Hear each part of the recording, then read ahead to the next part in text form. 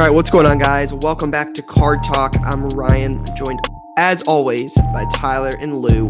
And today we're going to recap the National. Tyler, Lou, and I, Jay, Judy, everybody from 1:37 p.m.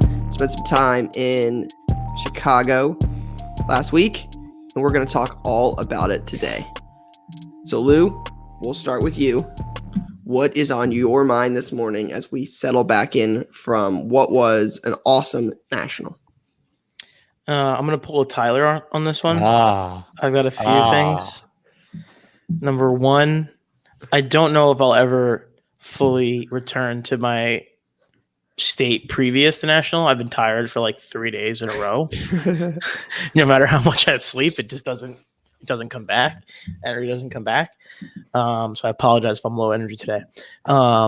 Number two is that my ice machine broke, so I don't have any ice right now, so that's tough. And number three is the National was fantastic. I can't believe the thing I can't believe the most about the National is that no matter I'm the kind of person that when I'm like tired and like I just don't I feel done, like I'm checked out, like it's over. And I could have stayed there for like another 5 days without issue. So that's the part that I took away was like, damn, I actually had so much fun and I really can't wait for the next one. Ty? Yeah. What a time. What a time. There was the people, which was amazing. There was everyone. I felt like everyone was there. Everyone. If you're listening to this and you weren't there, I apologize. But everyone was there. Just the hodgepodge of people on Twitter. I love Twitter. I love Twitter even more now after National because my guy DGD, you got like a million. I'm just like, yo, we're best friends. I'm like, oh, that's you. All right, cool. So that I think people had a ton of fun just hanging and meeting people outside of even deals. I think if people did no deals, paying for the flight and hotel alone, people would say that was a blast. And then on top of it, we had booth space. I think if there's one takeaway, I'd say that people that were maybe at the National for the first time, I foresee a little bit more of, hey, do 3 of us get together and get a table? If possible. I don't know, you probably can't even for the next National, but having a booth was sweet. And I think the difference from deal making, at least from a seller's perspective, much easier when you're sitting at a table, just leverage points versus going up with a case, you're buying something. So that was a big takeaway. And then look, it was a buyer's market. I mean, people were spending at that show, and there was a lot of, I think, cards I thought well priced overall. I mean, I didn't spend too much time, like minimal time walking around. I did like 2 or 3 loops. I didn't see much soccer, which was a benefit to how I roll. And I just got to say, you had an unreal operation going. Like true, like even the way you set up the tables with like the entry spot for the roll so people could look on both sides. You had your whole crew there. I know you had your better half finally with you there. I'm over the moon still. Yeah, and I both haven't been able to sleep because of just the sheer excitement. And I've spent more time on eBay in the last 48 hours than probably in the previous 2 weeks. And I'm pumped. I just got cards in front of me right now. I just like staring at them. Precious metal gems too. I want some PMGs. That's a takeaway. Lou, you were a little light. Things that are on my mind. Just a couple things. Lou, you're a little light this week compared to my guy Ty, man. We took Tyler to a new level. No matter what I do, Tyler just has to be in first, There was a Messier PMG. He's still going. Crazy. It was crazy. It's Tyler's world. We're just living in it. We're just living in it. I was just trying to set the stage for you, right? Card talk with Ryan and Lou. Exactly. I got to battle to get any sort of relevancy. You guys get the name in the title. No, but for real, the show was, we had high expectations for it. We had the countdown going for 7 weeks.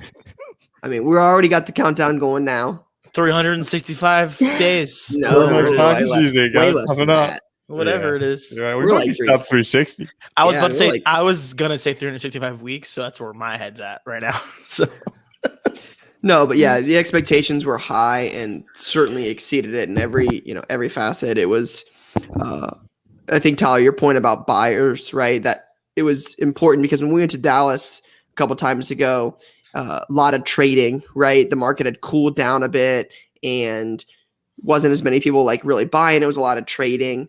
But I felt like there was a little bit of everything at this show. We had ample opportunities to buy, lots of buying, but also people wanted to buy, people wanted to trade. So it was an amazing, but just to be able to meet so many people, right? I mean, we did so many cool deals, said what's up to so many people I'd never met before. It was just great. The atmosphere, it's hard to beat that, right? Just 5 straight days of the show of just buy, sell, trade, hang out, say what's up. Just it was hard to be there and being like in a bad mood. You're not just sitting there like, man, this sucks. Like, I wish I was anywhere else. Like, it was just like you don't want it to leave, and next thing you know, you blink and it's over. So I came across one negative attitude the entire time. Everyone was just ear to ear, smiling, happy. There was some great executions. I mean, our partner eBay I go over there one time and it was like 5 people deep clamoring for these ski cards. It was nice. I went over there. There was a line that was like wrapped. It was crazy. It was bananas.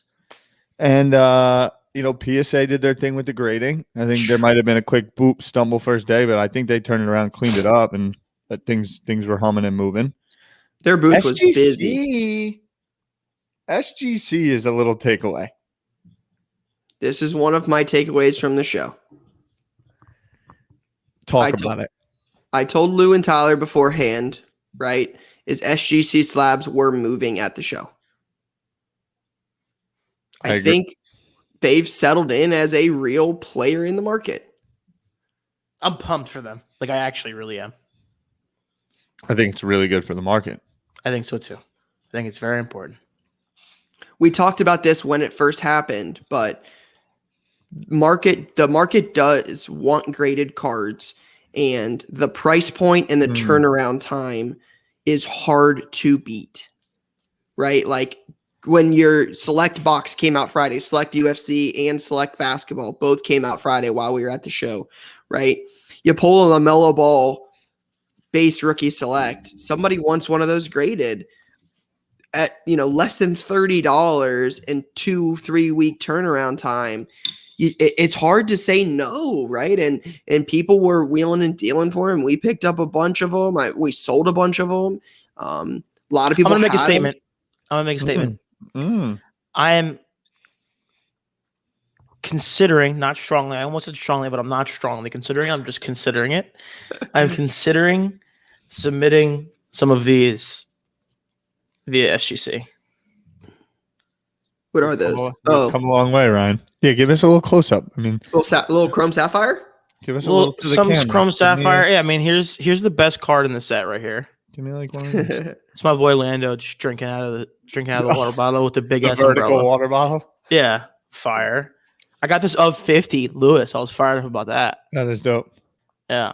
So yeah, I think I'm a big fan of European water bottles, by the way. I am they're too. over-engineered, like in The soccer. straw is Like, yeah, you don't have preposterous. to go like this. It's more of just like a straight squeeze. Built for speed. Yeah. I will tell you, Ty, you mentioned not a lot of soccer. That was definitely one surprise for me, was the lack of, I call it, Ty, we've said it before, fringe sport. Mm-hmm. UFC, F1. I'm going to put soccer in there because it's just, if you look at population reports for graded cards compared to football, basketball, baseball, it's significantly less, right? So, there was some Pokemon, but there just wasn't. I didn't see a ton of that, and I made a decent lap. I didn't see every single table, but I walked by a lot, and I was surprised by the lack of really F1 and UFC. Those were two things I expected to see more of. We had a lot of people asking for them, but didn't see a ton of it on the show floor. On the F1 stuff, it was in a lot of people had it in their cases. A lot of people. I had kids walking up to me all week long with F1 stuff. See, I didn't see much of it. I think it might have been because people know that I like F1, so they were just rolling up on me. But it was definitely there wasn't a lot. There was like 4 tables that had it, but kids in their cases had some. I also think I would be fascinated to get the data on the amount of tables that are at national and how many of those tables are recurring tables.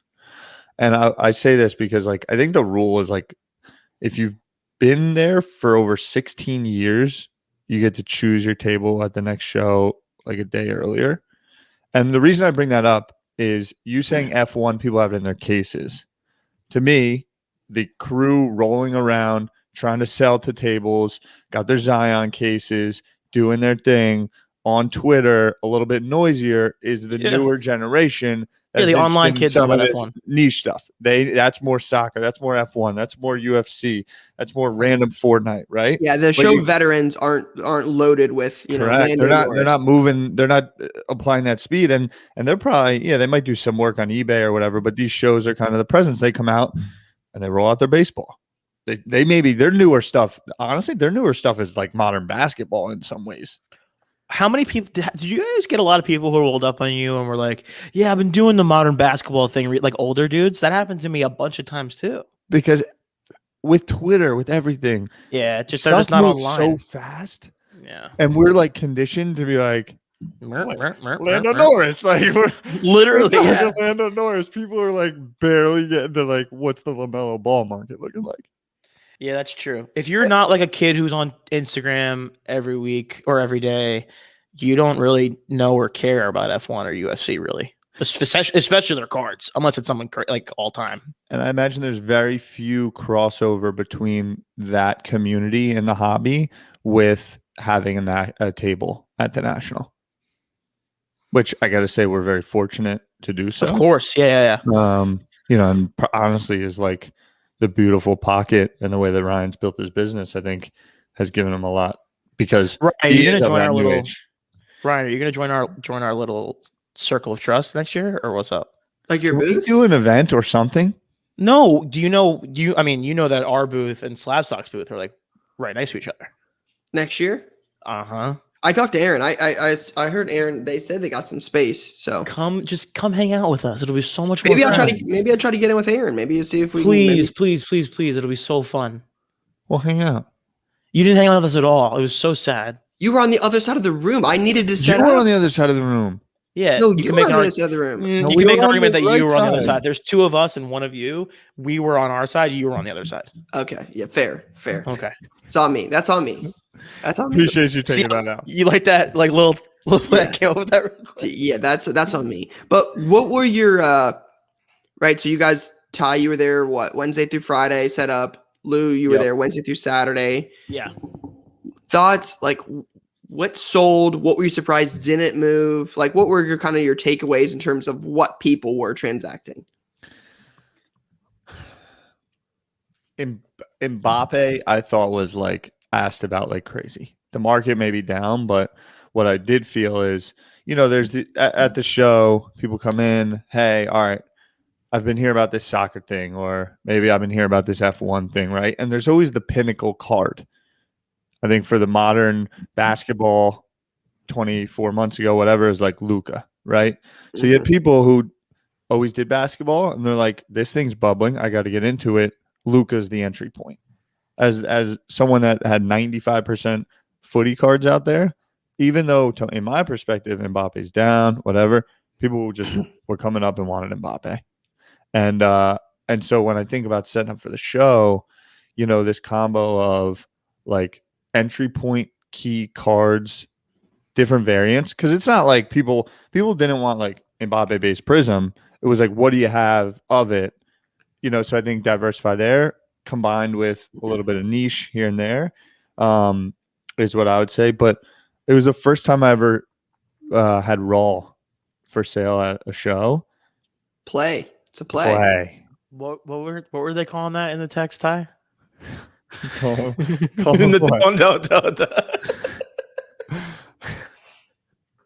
don't even know where they were going with this one, but it was busy. Time flies.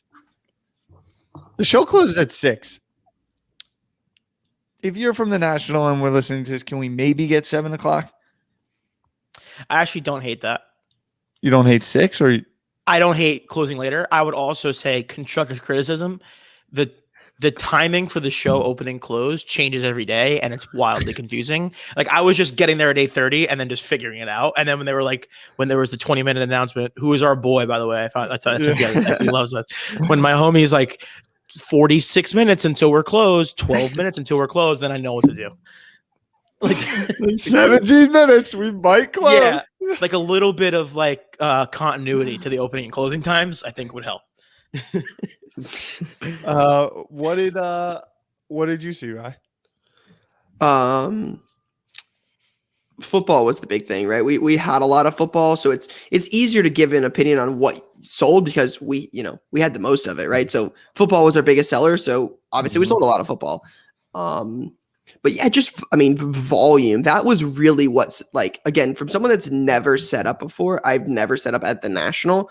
I've typically have preferred to walk around. I want to go to your $5 boxes. I don't want to put out my $5 boxes. So from someone that's, gone to the show as mostly a buyer, it's a different perspective to learn. But yeah, I was just amazed by, again, football. So we sold a ton of, right? Mahomes, Josh Allen, Baker, Kyler, Burrow, sold some Hurts, just so much football stuff.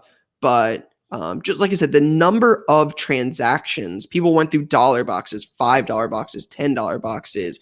We had 3 or 4 graded boxes, just a little bit of everything. And I also think that played into our favor a whole lot is having diversity.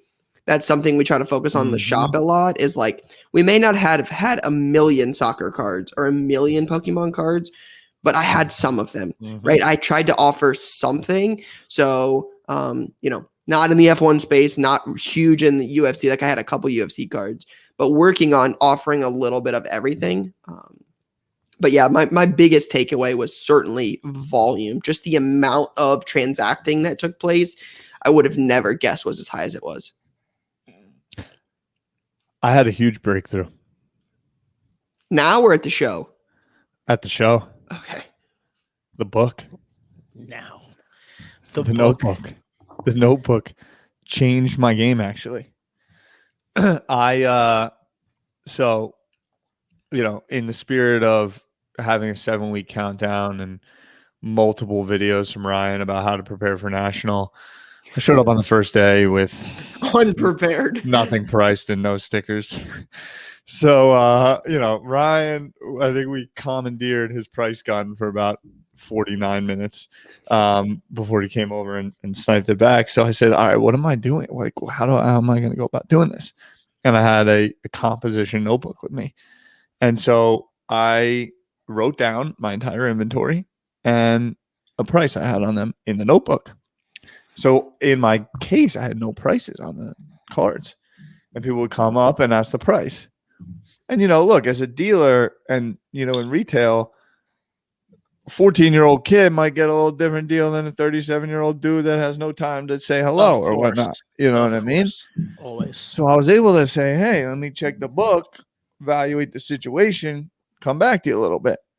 And it was a very, I don't know, I thought it empowered my positioning as a seller in the show. You felt like you were... I felt like I was a little bit more in control. Yeah. There's the moment of like, it depends. If you're doing volume, maybe it's not the same, but there's the moment of like, you got a sticker, and this happens.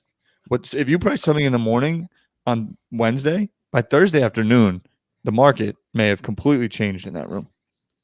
And someone comes up, boom, and the feeling where like, he got me.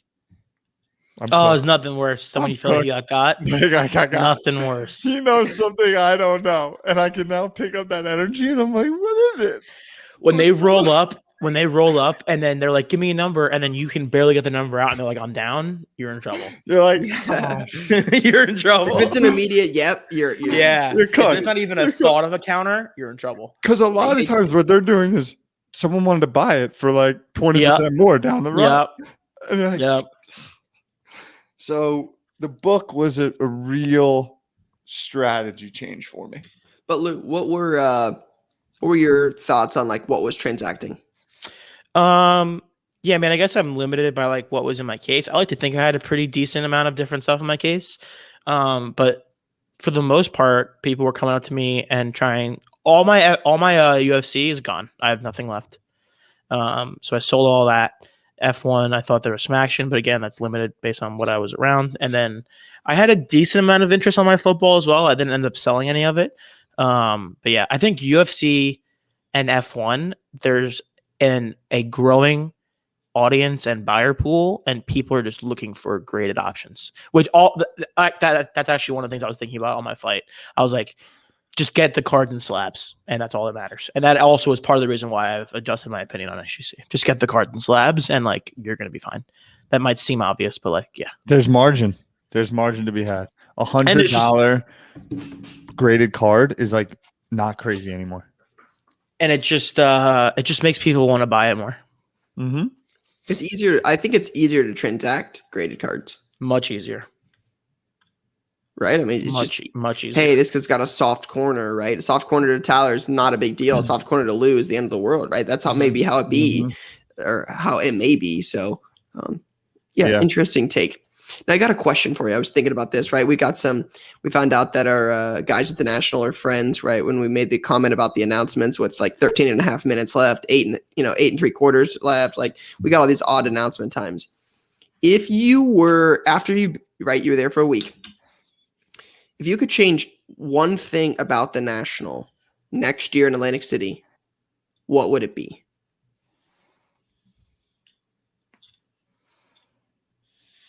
We're doing like constructive criticism right now? Yeah, nothing like they should cancel the show. Pie in the sky. What?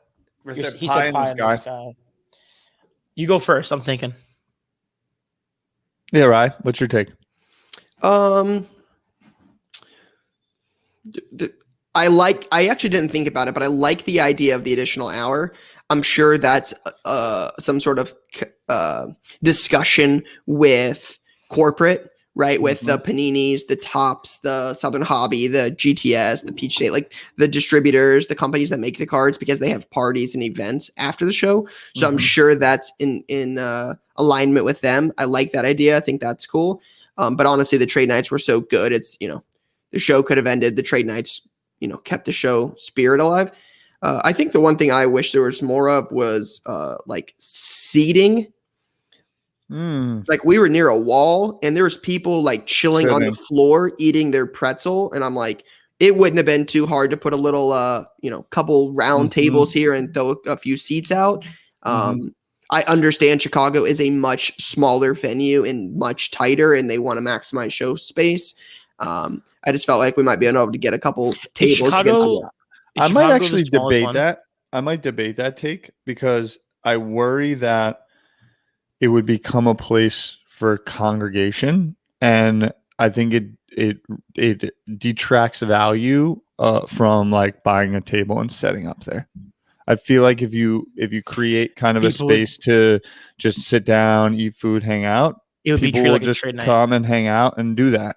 And I think that would drive the value of having a table down a little bit, because having to sit on the floor, like it's a card show. I just don't think you can ask mom and dad to sit on the floor with their 9-year-old because you're afraid Timmy and Tommy are going to sit at the booth and sit at a table and trade cards. Like, I just don't think that's a reason to deter, right? Like you're not going to do something good because somebody may, take advantage of it. Somebody's always going to take advantage of it. Right. So, I don't know, when you see like a little kid and his dad on the floor eating a pretzel because there's not an extra chair. I just, that would have been my like, hey, let's add these a little bit, but I see both sides of it. Right. And maybe that's, it's definitely a valid point, right? If somebody opens their Zion case and sets it on the table, right, and just treats it like they're set up, it's not hard for somebody to walk by and be like, "Ooh, hey, how much is that?" And they get the deal for free.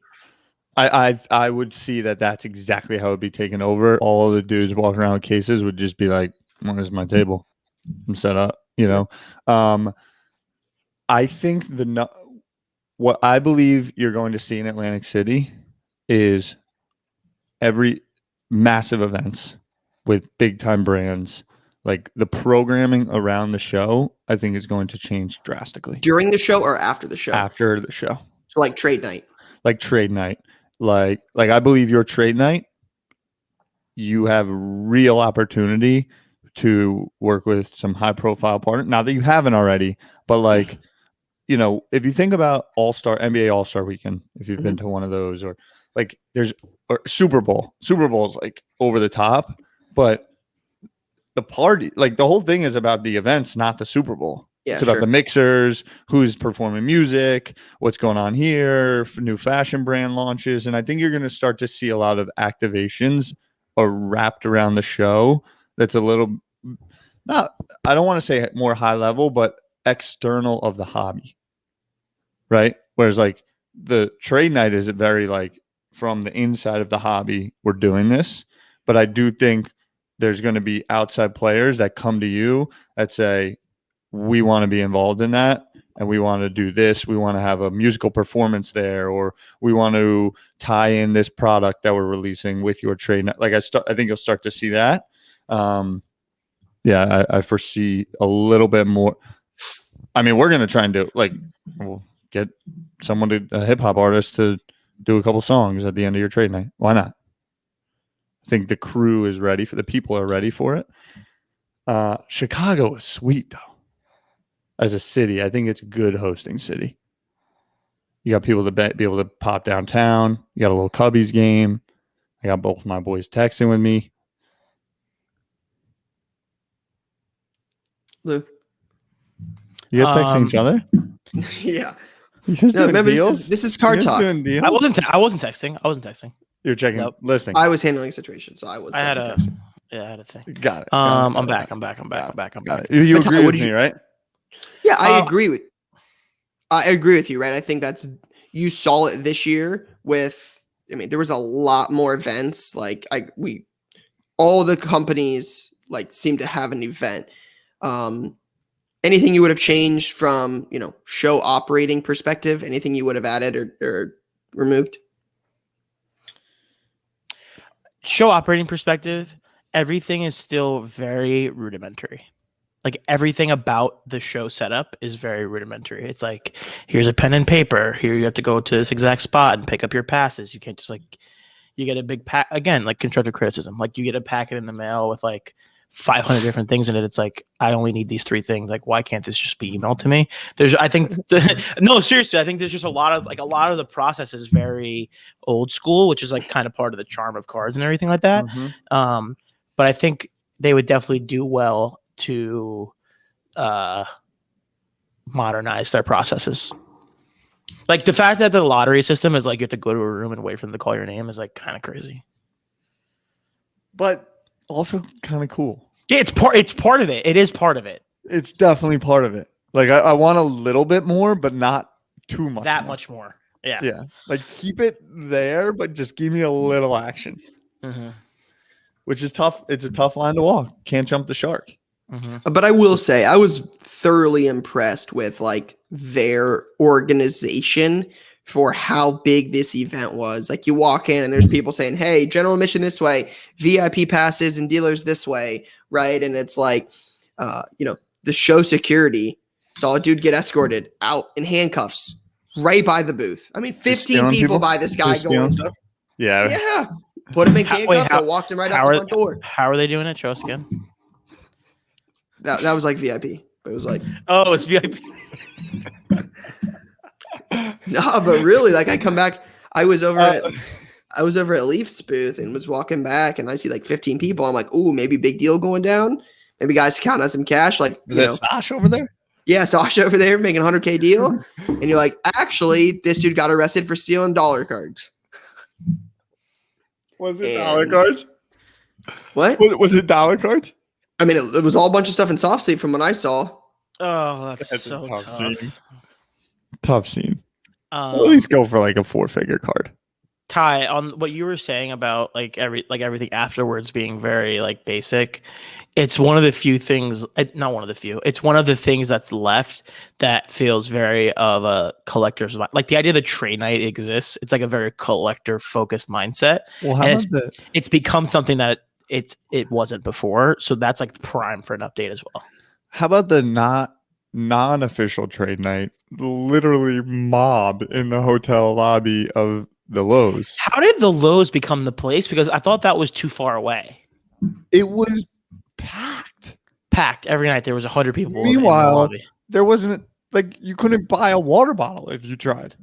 Correct. You could not. You literally could not buy a water people in the hotel lobby, like sitting doing deals. And if one person wanted a bag of chips, they couldn't even get one. See ya. Sunday 4 a.m. It was packed. Like, how is that possible? Oh, it was wild. Go to bed, everybody. Yeah. So I think you're going to see that everyone's going to have T-shirts for sale. Everyone's going to be doing, it's all going to, I think, just this next year. That's what's crazy is you think the last 2 years were epic? I think after that show, anyone that's there is throwing it into fifth gear and kicking it up. Credit to them for getting the show up and making it happen because cards needed a national. We needed a national really bad. The vibe in general of the hobby is 100% different today than it was 14 days ago. Yes, that is. Couldn't agree more. They did a fantastic job for having 2 months or less to prepare for that. As smooth as that went for the lack of time. I mean, June 1st was the day they found out. Like, man, that was executed very well for that little time. I mean, that's the biggest card show in the world. That is the mecca of sports cards.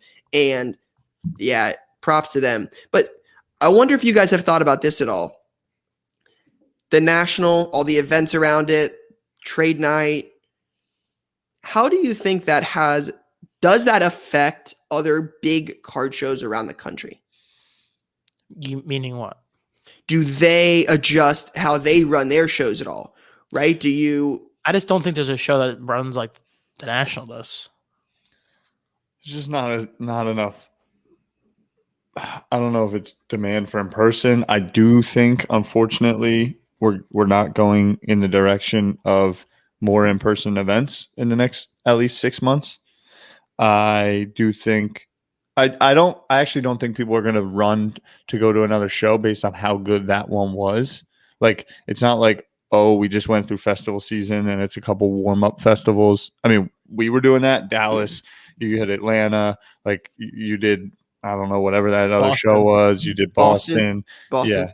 You guys have been all over the place, like Timbuktu, you went to Missouri. But I don't think, I haven't seen, but I'd actually point the question to you, Ryan. Are there other shows that you believe based on their operations? I do think the Atlanta guys like Culture Clash are thinking about it a little bit differently. But from an operations perspective, have you seen any that maybe could take that leap? Because a lot of times people are not interested in it. It's good business. Sell tables, sell tickets, keep it moving. If it ain't broke. Show, yeah. No, it's hard to argue with that. A show that's like innovative. Yeah, it's hard to argue with that. East Coast National, baby, 2 weeks at Hofstra. I'm fired up. Wait, what? Never been to that show. Fired up, baby. At the Hofstra. East Coast National? People call it the East Coast National. I don't think it's actually like that big, but that's what people call it. We're hitting strong on. I'm in there. I actually low-key kind of want to get a table. I have to figure that out. But wow. Yeah. If you're listening, people who run the Hofstra show, I want to get in there. I just think the one that's built for it the most from all the shows I've seen is Dallas. Yeah, if anyone's going to do it, I think it'll be those guys for sure. Nothing on the West Coast yet, huh? I know that there's a couple of Vegas things in the work. I know that too, but it doesn't exist currently. I don't believe so. No. My wonder about Dallas, though, and Ryan, I'd love to hear how long you've been going to Dallas for. I do think that there was, they were able to really take advantage of their ability to put on shows when no one else could even put on anything. Mm-hmm. But I don't know how long you've been going there and if you saw an increase in demand, or they always had it kind of on and popping. Yeah, I mean, I went to every show. I've been to every Dallas show since November. Mm-hmm. How about pre-November? How about 2019 or 2020? I didn't go to a Dallas show. The Dallas show was the first one I went to. Was in November. Understood. So the only thing that I would be interested to see if it's true or not is somebody mentioned that Dallas may move to monthly. I actually personally, again, I know I'm a small fish in this pond, but I enjoy having it every other month. I think a massive show like that monthly is tough, unless the local traffic is just so great. I think it makes it hard to find out, like, hey, when is it going to be a good one, right? Like I think the August one has potential. It's far enough away from the national, and it will be as football starting. So I like that. I just, from my perspective, would be tough to go if it's monthly. But yeah, Dallas is my favorite show I've been to outside of the national. I just think the way it's run, the amount of people, the setup, that show is built for success. Are there any pickups you're looking to make coming out of national? New hypothesis that you're looking to act on? Say it. I did not make an F1 play. I dropped vlog 1 of our trip out there, and that was one of the things we talked about. It was like, if I could make 3 plays at the national, what would I buy? And I didn't get any F1. I just want one like cool card to put back and just sit on. I've got one for you. No, I'm kidding. That's fine. I don't know what it is. I want to, I'm probably going to end up watching the Netflix documentary. Everybody talks about that and how that's the coolest thing. So watch that, check it out, maybe see if I find someone from there, but don't want to, I'm not an F1 super collector. I don't watch it like Lou does, so I'm not in it, but if I could pick up a card, I think that would be cool. Did get a Pulisic. That was one of the things on my list. Made a play. You did. Yeah. Nice auto, right? Yeah, Eminence. Smart. Very nice. Smart. Very cool. McDavid didn't. I did get a McDavid. I got an exquisite auto. Flex. Not a big one. There was sneaky hockey juice, I thought. There was sneaky what? Hockey juice. I saw people interested in hockey. Maybe it was just Ovechkin. Ovechkin signed the 5-year deal like on Wednesday of the show, I think. That's correct. So maybe I'm just have selective hearing. Interesting. But I don't know. For some reason, I did see a little bit more. Yeah, we didn't get asked a ton from Mickey Dave. But maybe it was the 3 like Canadian dudes with mullets that rolled up to my table with like a Zion case of like random hockey. Can I ask a question? What's a Zion case? Aren't they called Zion cases? Yeah. It's a company that sells. I was being serious. I don't know what that is. They got the carrying cases. The black one? The SCXL or whatever? SC, Oh, interesting. To this day, I'm like, why does it say SC, but it's called a Zion case? Does that That's why I had no idea. Or is this like a Scion case, like the car, but everyone just calls it Zion instead? Ryan, you probably have the answer, but I'm so thrown off. That's literally the company name. Gentleman, his name's Clint, runs it. Met him a couple years ago. So ZION case. Yep. But then it says SCXL on it? SC mean? What? Sports card? What is SC? Like the logo is like SC, which makes me think it's Scion case. Also, my man's from Dibs pulled up first day and dropped his hat on me, and I haven't taken it off. What does it say? Thank you for collecting. It's a pretty cool hat. As a Divs power user who didn't get a hat, I'm kind of annoyed about that, but it's whatever. Lou, does it surprise you that Tyler got the first hat? No. You know who else probably got one? Who? Jay. Yeah, I can't make a comment about, but right. Would it surprise you to know that I had to like scratch and claw to get a couple Car Talk stickers to put inside my own case? Oh my goodness. But that surprised you. I didn't know we had Card Talk stickers. There you go. Ryan, I handed you a Card Talk sticker the second I saw you at National. Hey, singular. You were busy taking a photo and stuffed it in the back left pocket and probably still have it in your back left pocket. No. What are you pulling out here, Definitely Lou? doesn't count. I had to like smuggle these home so no one knew I had them. Listen. I've got 2 leftover stickers. All right. Well, listen. All right. I don't want to hear it. The Ski eBay MJ Parallel sold for $1,800 on eBay. That can't be right. There has to be something to that. Is that the short printed one? I'm so confused. Were there a couple? Jay, can you want to pop up here and give a little background on that real quick? Because I'm really confused. Yeah, that's the short printed one. He did a parallel that it's hot, man. One sold for $1,850, one sold for $1,799. What's it numbered to? I'm not sure that they're actually numbered. I don't know the answer to that question. What's the difference in the parallel? I think it's the color. That little square where he's shooting. I think that there's a blue one or something like that, and that's the short printed one. How do we get our hands on that? That we got to hit up Ski for one. I think we're gonna have to. Listen, I think it sounds like we might have to play the same game as everyone else. But let's see. Ski, eBay, Jordan. Ty, did you or Lou or Jay even? Did you guys redeem for the 5th one? I wasn't there on Sunday. You can only do it on Sunday. We're gonna get those. I got us an in on those. We're definitely gonna get those. But the Ken Golden autos are also doing numbers. I don't know if you saw what I wrote, but it's out of 500, right? Yeah, the Ken Golden ones. I saw one sold for $500. That this Ken Golden card. I mean, I have the one he sent over to the booth for Gary. I'm sending that out to you today, Lou. But those Ken Golden cards are doing numbers. It's amazing some of the cards, the exclusive national stuff. It's crazy. We got to get a Tyler auto going. I agree. The national exclusives usually sell pretty well after the show and then go down, right? Like, that's historically accurate. Yeah, demand is certainly really high for those that didn't make it. Yeah. Oftentimes, one of the first cards of people. There's some, reasoning for a lot of it, but yeah, success will be pretty high for those early. It's just a matter of if the collectors will, in fact, want them long term.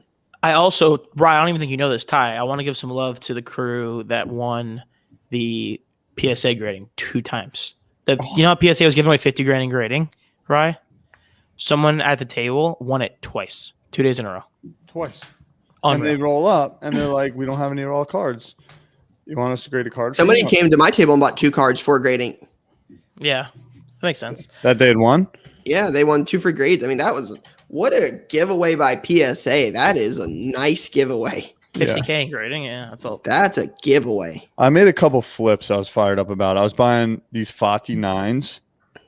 I bought 5 of them for $150, 30 a pop. And I was flanging them for $50. Not bad. I felt great about it.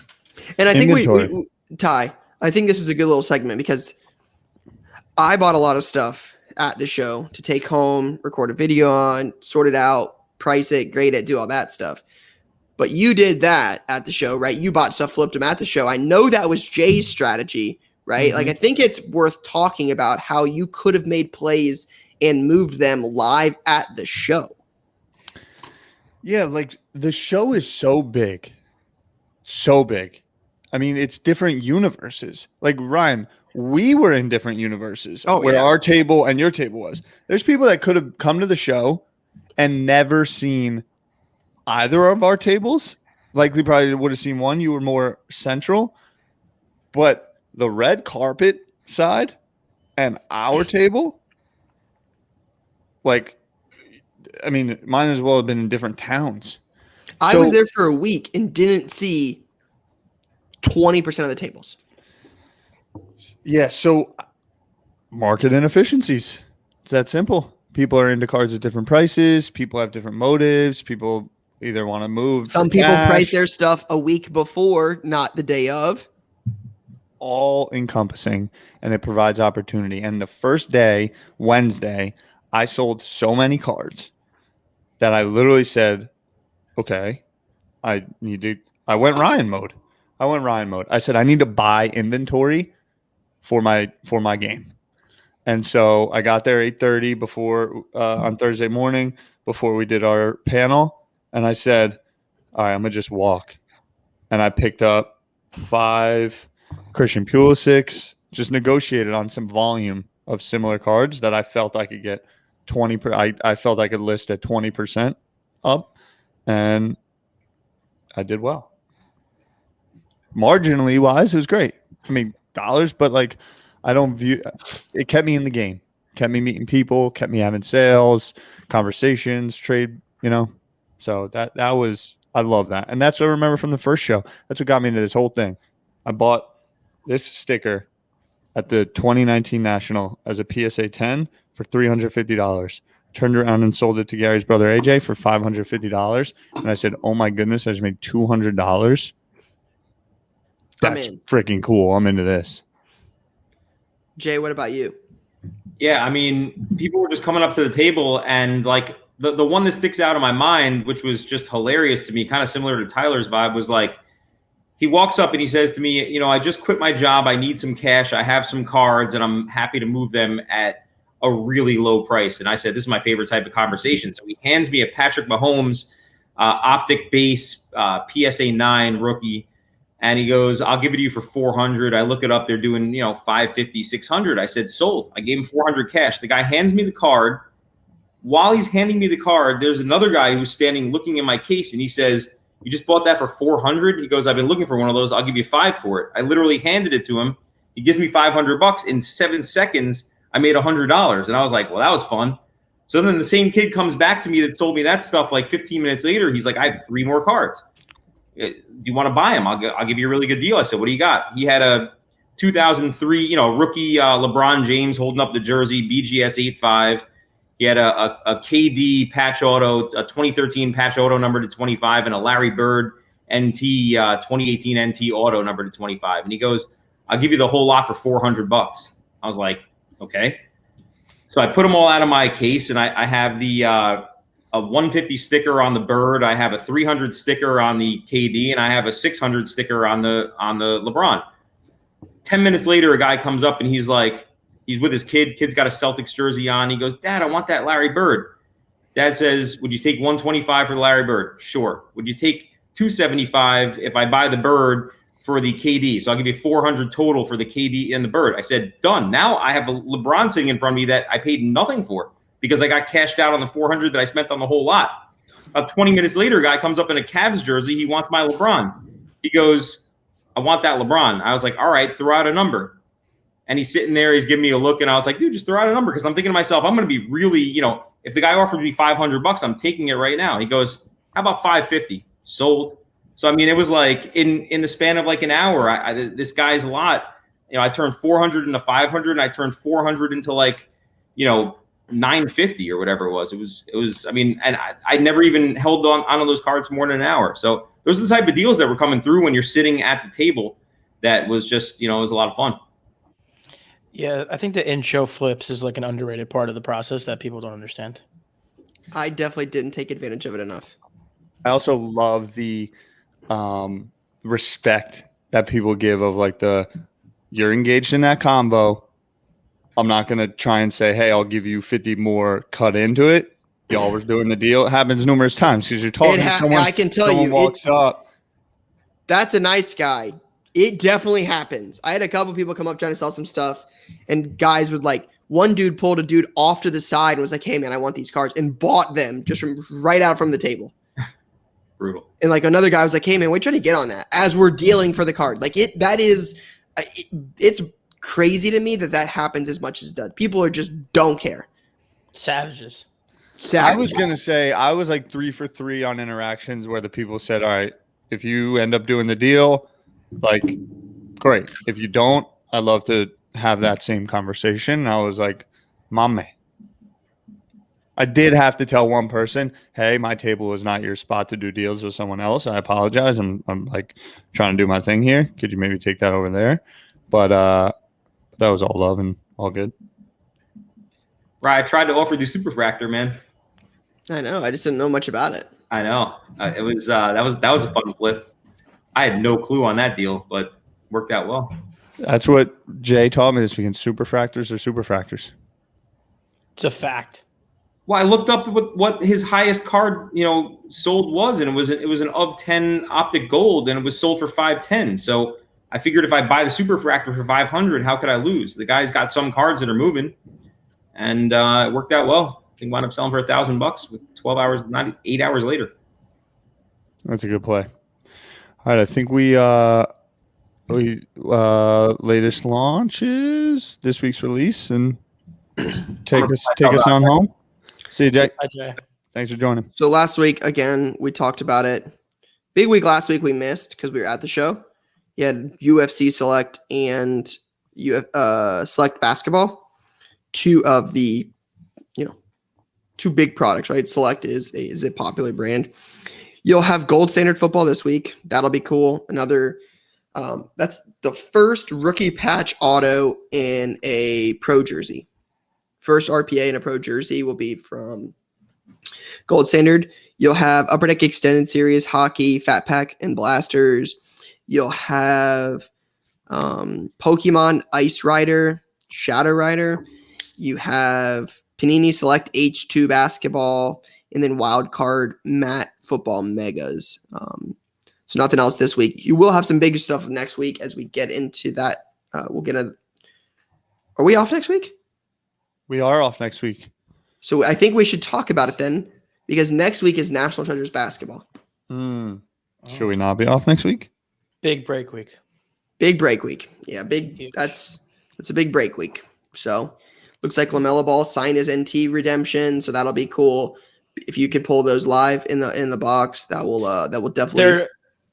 Should LaMelo has redemptions or he has cards in the box? So we won't know until we see it, but Panini posted a picture on their page previewing the product. So either they've got them in stock and their redemptions in the product, they didn't get them back in time, and you'll have to redeem it, but they've got them. Right here's a picture for those that haven't seen it. Yeah. Nice. Or they're live in the product. I mean, either way, I think that bodes well for the product. So cool. Super cool. We're 2 weeks out from Premier League season. European football is back. Pro football is about to start. I think the Hall of Fame games this weekend. Yep. Is that true? Wow. Mm-hmm. Pretty sure it's Saturday. Yeah, I think we're on to the whole a game. Like, there's not a week that goes by between now and whenever the Super Bowl is without some football on. By the way, Penn State might have the number one recruiting class. Sorry, Ryan, that your glad a couple people have decommitted. Keep that same energy. I will. Jay, bookmark this clip. I will. Jay, we have the number one recruiting class. Is like, our free agency was sick. No, recruiting matters. I get it, but recruiting matters. What do you mean? Free agency, having a great free agency is very important. Yeah, number one recruiting class to go 9-4 and lose in a Peach Bowl. Right. No. Sick. No. Not true. I don't even know. I mean, last year we were bad, but before that we didn't lose 4 games for quite some time. Okay. Sick. Cool. Weird Ryan, flex, listen, okay. Ryan. I don't want to hear it. All right. I don't want to hear it. It's in Columbus this year. You coming out? Card Talk live from the shoe? I'm in. Is that the first time I've ever been invited to anything from Ryan? That's a good point. That's Ty, a good point. My guy, I don't get stickers or gear. I'm 8th on the list. I'm just saying. I'm a scratch and claw my way. It's going to be great night. Every night. In the it'll be Tyler and Jay live from Columbus. Every night, Ryan's like, I'm going to dinner. I'll see you guys later. Couldn't get invited to dinner. Yo, you guys I wasn't going places for dinner. I couldn't take my team. They were one person. Yo, where you guys want to roll to dinner together? Let's do dinner together. Card Talk dinner. It'll be great. No. We got to plan things. I had plans. I made plans. Y'all were too busy. That's what I'm saying. You made plans. Without me. There were events that Regina didn't go to. What does that mean? I'm just saying. I'm just saying, they were one person only or one or two people only type things. I wasn't taking like the whole squad. How many meals did you have with your whole team? 2. Ryan, I'm just saying a morning Two chances to Starbucks invite us. run, maybe. You weren't there for one of them. Both of you left. One was Saturday night and one was Monday. So those are the 2 days you weren't even there. What about the night where we had to rush out and record because you had to go to dinner? Yeah, I had to go to like a party. Like What a about the panini time I had party. to fake my identity to get into trade night? True. I heard that. Hey, Ty, Tyler- at least yeah. you came. At least you came. Yeah, it's a See, good that's point. my man. Now the tables My have man, turned. my man That's a Lou's good upset point. about not going to dinner. Couldn't even That's come a to the good point. biggest event I Facts. ran. That's a good Boom. point. Ended Well, on that. I had to go somewhere and drop something off, and then by the time I came back, I heard it was overrun, so I couldn't even It's come fine. to the Just couldn't door. plan a Car Talk dinner. We could have had it at trade night. You knew I'd be there. It was open That to hurts. everyone. I didn't think you were gonna remember that. That hurts. Wow, buried I- in that. I was That's in a all we got, dark guys. We're position. wrapping up. I gotta go. And we get a week off on that note. Peace. Peace.